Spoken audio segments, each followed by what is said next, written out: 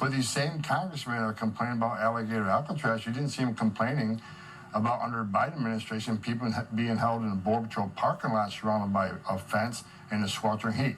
Not a word. You didn't hear a word about 500,000 children being trafficked in the country and them not being able to locate 300,000. President Trump, this administration, is finding thousands of those children. So, you know, they have a lot of anger under President Trump on how we're doing business, and they ignored 4 years of open borders, historic migrant death, historic Americans dying from fentanyl, historic numbers of women and children being sex trafficked, historic number of people on terrorist watch lists coming across the border. Silence, silence, because they're complicit because they didn't take the administration on and ask them to secure the border.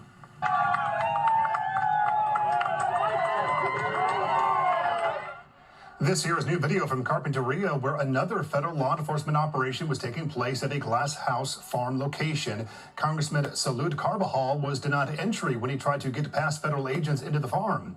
In a statement, Carbajal called this completely unacceptable and said that he would be demanding answers from Homeland Security. A large crowd gathered at Foothill and Casitas Pass Road for about 2 hours. 10 people were reportedly taken away. Fund ICE, and that's what you're doing. Among the migrants, they found this an illegal alien from Mexico convicted of kidnapping. An illegal alien from Mexico was convicted of rape and DUI. Another one, DUI, hit and run property damage. Another illegal convicted 3 times for burglary and a DUI. And Brian, the co-founder of this farm, the Glass House Farms, is now under investigation for child labor violation. The co-founder, the president, donated $10,000 to California's Governor Gavin Newsom's.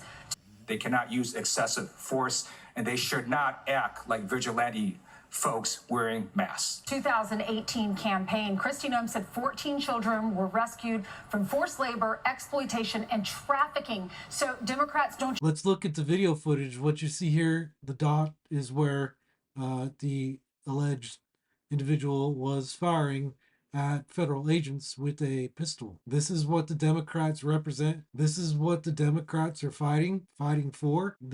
Why is this happening? Why can't Democrats say stop? Today, Senator Alex Padilla and border czar Tom Homan responded. Because of these artificial quotas established by whether it's Donald Trump or Stephen Miller or somebody in the administration, it's causing ICE to get more aggressive, more cruel, more extreme, and these are the results. It's people dying. ICE did not have hands on this person, but it's always unfortunate when there's deaths. The United Farmers Workers Union says multiple workers were critically injured. One, 57-year-old Jaime Alanis Garcia, died after falling 30 feet from a greenhouse roof while fleeing ICE agents. That's according to his family. What's your reaction to that? Somebody losing their life running from ICE?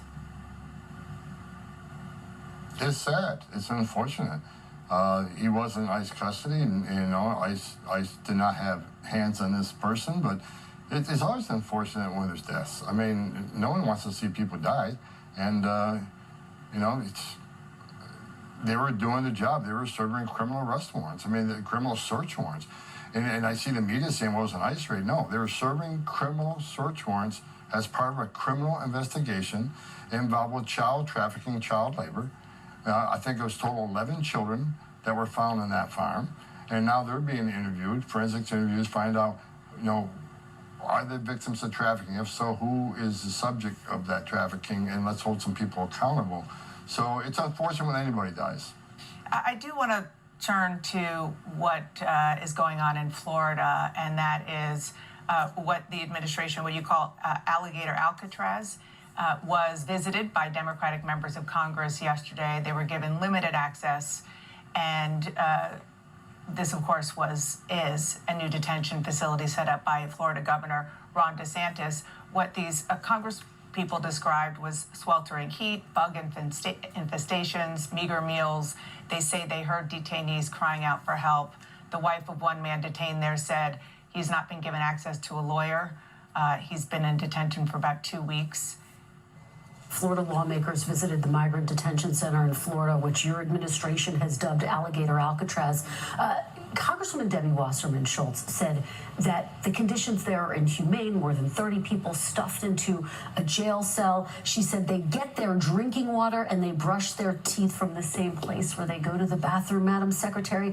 What do you say to these lawmakers who argue this is not humane treatment of individuals, of humans? Well, our detention centers at the federal level are held to a higher standard than most local or state centers and even federal prisons. The standards are extremely high. More than 30 people stuffed into a jail They have cell? a contrast. Well, I've been there and I've seen these rooms that they are in. I wouldn't call them jail cells. Democrats have called them cages, though. I wish they would have said that back during the Biden administration and back when Democrats were in the White House and they were piling people on top of each other on cement floors and literally didn't have 2 feet to move. They never did that, and that's why this politics has to end.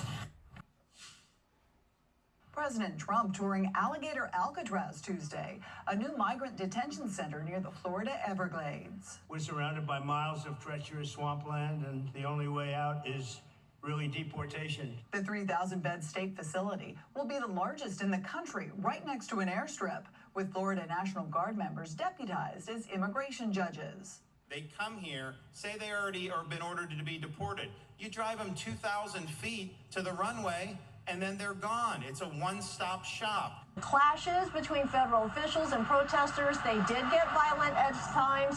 Officers deployed tear gas, flashbangs, non-lethal rounds. One protester appeared to open fire at federal agents with a handgun, and the FBI is offering a $50,000 reward for that person's capture and conviction. And federal authorities arrested multiple people for impeding operations. And Connell, as you know, those are federal offenses. They cannot use excessive force, and they should not act like vigilante folks wearing masks. Welcome back. Federal immigration agents are under attack. Officers in Texas were recently targeted in violent ambushes. In McAllen, Texas, Border Patrol agents stopped a potential massacre. They shot and killed an armed man who opened fire on a CBP facility. 3 people were injured, including a local police officer. Then, hundreds of miles away in Alvarado, Texas, 11 people are now charged in total, with 10 suspects facing attempted murder charges.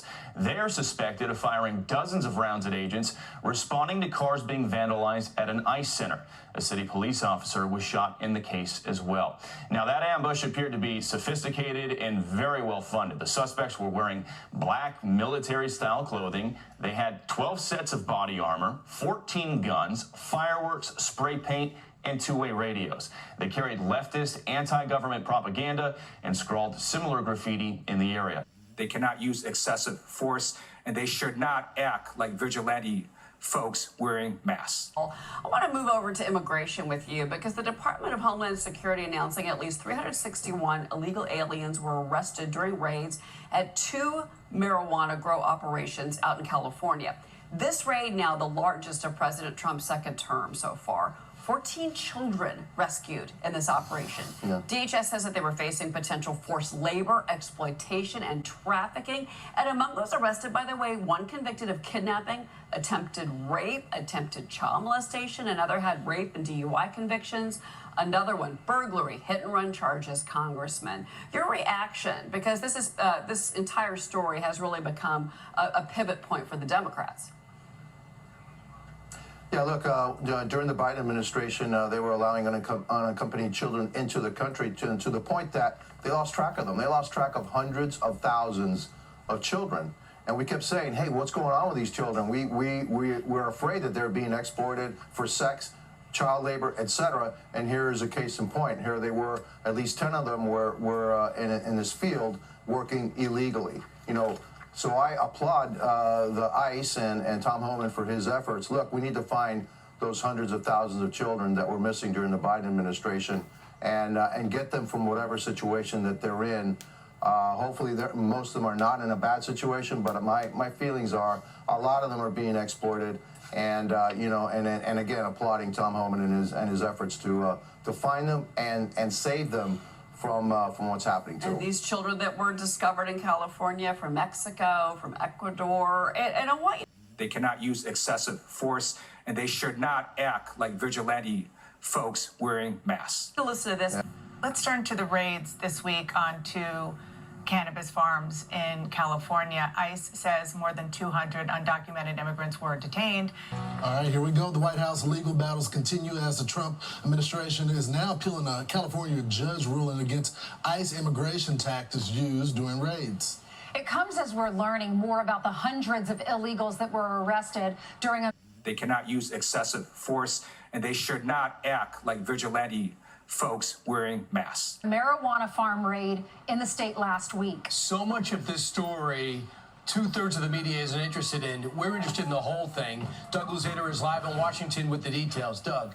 Brian, Ainsley, and Lawrence, good morning. The administration is pushing back pretty hard, first of all, against this federal judge in California with the Homeland Security, with the Secretary of Homeland Security calling that ruling ridiculous. The judge granted temporary restraining orders last week in California, banning agents from targeting people based on race, their language, or their workplaces. The administration says that mischaracterizes what they were doing, and an appeal is in the works. And we are learning more from the administration about some of the more than 300 immigrants that were arrested at that California cannabis farm last week. One, we're told, had been convicted of kidnapping, attempted rape, and attempted child molestation, and he was actually deported back in 2006. Another convicted of rape and DUI, and the list goes on with other DUI and burglary convictions. The Secretary of Homeland Security, Kristi Noem, says illegal immigrants need to self-deport. What I would encourage everybody is that if they're concerned about being in this country illegally, go home. Go home. I have traveled to 10 different countries and worked with their governments from these countries where they come from and said, when they come home, would you start programs for them to be welcomed back to their own country? Many of them are setting up programs so that when their people come home, they can get a loan for a house. And Noem says ICE is working to get what she calls the worst of the worst off the streets. Back to you guys. Is that acceptable to you, and is that what you're seeing when you go? I have not been there yet, and I doubt a lot of that's factual. I mean, bottom line is, from the day one, I've been doing this job since 1984. Detainees complain about the conditions of detention. And I've said this many times, you can simply go to ice.gov and look at the detention standards ICE has. They have the highest detention standards in the industry. Despite the explosion in violence, Democrats now introducing a new bill. That bill would require ICE agents to be unmasked and carry visible identification. Here's what they're saying about it. They cannot use excessive force, and they should not act like vigilante folks wearing masks.